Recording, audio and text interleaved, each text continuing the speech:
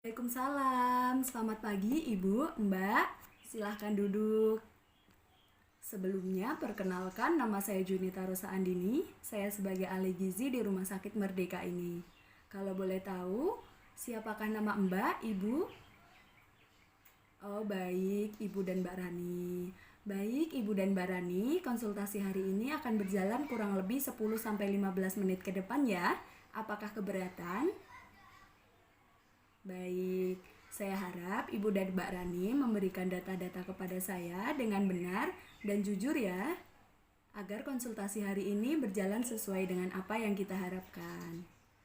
Namun tenang saja Ibu dan Mbak Rani, data-data yang diberikan akan kami jamin kerahasiaannya.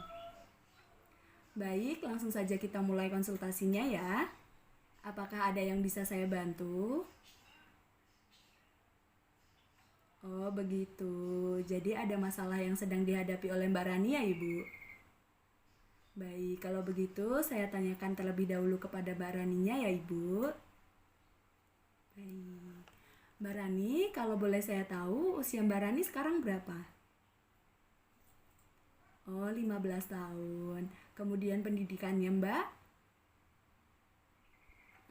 Masih pelajar kelas 1 SMA di SMA Kota ya? Baik. Baik, Mbak. Tadi kan kita sudah melakukan pengukuran antropometri berupa penimbangan berat badan dan pengukuran tinggi badannya Mbak ya. Didapatkan hasil bahwa berat badan Mbak 39 kg dan tinggi badan Mbak 159 cm.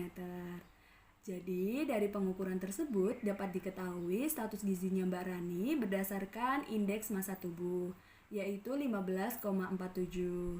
Nah, 15,47 ini termasuk dalam kategori kurus, Mbak. Status gizi dikatakan normal apabila nilai indeks massa tubuhnya berada pada rentang 18,5 sampai 25. Begitu ya, Mbak? Oke.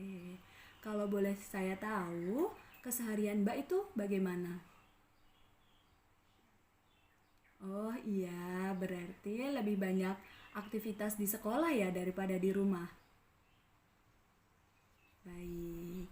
Apakah Mbak pernah sebelumnya mengalami penurunan berat badan? Kapan itu, Mbak?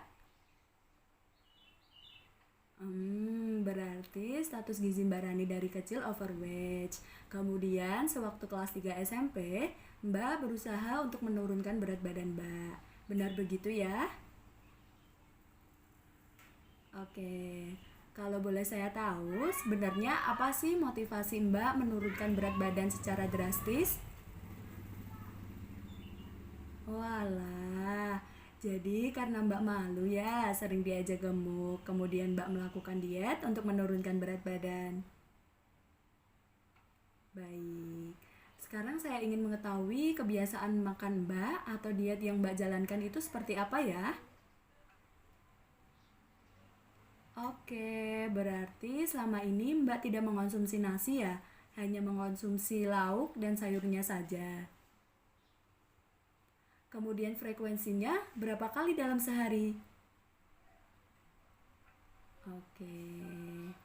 Sebenarnya Mbak itu mengetahui cara diet ekstrim seperti itu dari mana ya?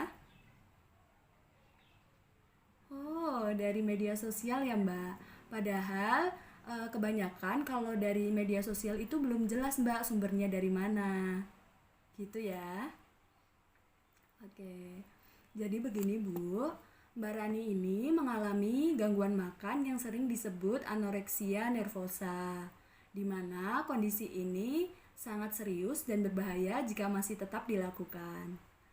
Seseorang menderita anoreksia nervosa sering mengambil tindakan yang ekstrim Bu, karena seseorang itu merasa takut jika berat badannya naik. Nah, seperti yang dilakukan oleh Mbak Rani dengan memutahkan makanan yang telah dikonsumsinya. Kemudian, tubuh Mbak Rani tidak mendapatkan asupan gizi yang sesuai. Nah, sehingga Mbak Rani mengalami malnutrisi. Nah, malnutrisi ini memiliki tanda-tandanya juga, Bu, dari fisik maupun klinik. Seperti yang terlihat pada Mbak Rani sekarang, Mbak Rani terlihat kurus, pucat, dan lemas.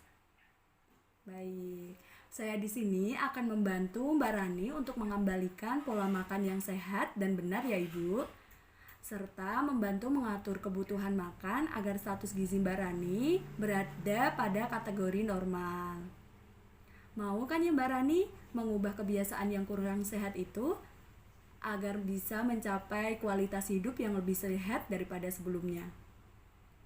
Baik, sekarang saya ingin mengetahui kebiasaan makan Mbak satu hari kemarin, mulai dari bangun tidur sampai tidur lagi ya Mbak. Kita mulai.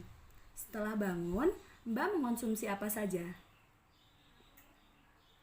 Baik, pagi tidak makan ya Mbak, hanya minum. Kemudian siangnya Mbak, porsinya berapa banyak? Oke, kemudian malam, berapa banyak? Oh, berarti tidak mengemil ya Mbak, sama sekali di waktu malam. Oke.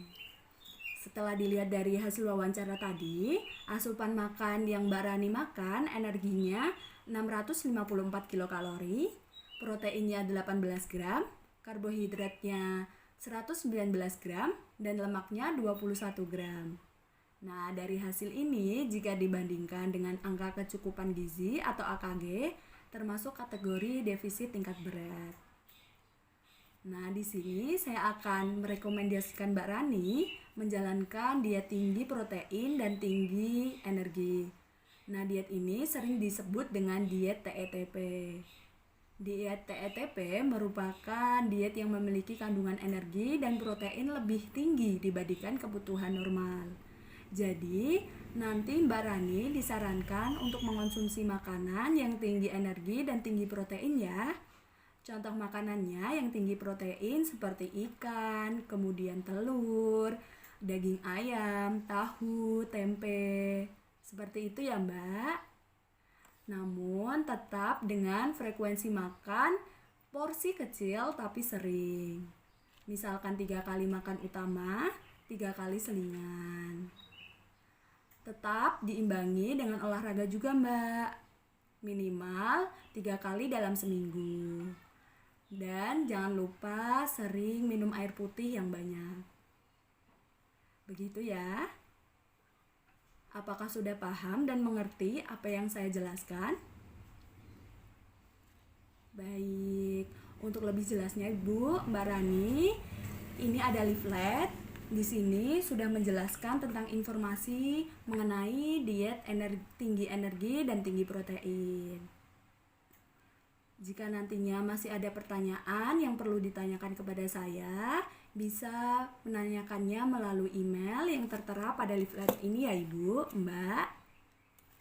Baik, konsultasi hari ini sudah selesai. Bagaimana jika minggu depan di hari yang sama dan di waktu yang sama kita lakukan kunjungan ulang untuk melihat perkembangan dari Mbak Rani? Bagaimana? Apakah bisa? Alhamdulillah jika bisa. Terima kasih ya Ibu, Mbak Rani telah menyempatkan waktunya untuk melakukan konseling gizi di sini. Semoga Mbak Rani bisa mencapai berat badan yang ideal dan lebih sehat lagi. Baik, terima kasih ya Ibu dan Mbak Rani. Mohon maaf jika saya terdapat tutur kata yang kurang berkenan di hati. Terima kasih Bu, Mbak. Waalaikumsalam warahmatullahi wabarakatuh.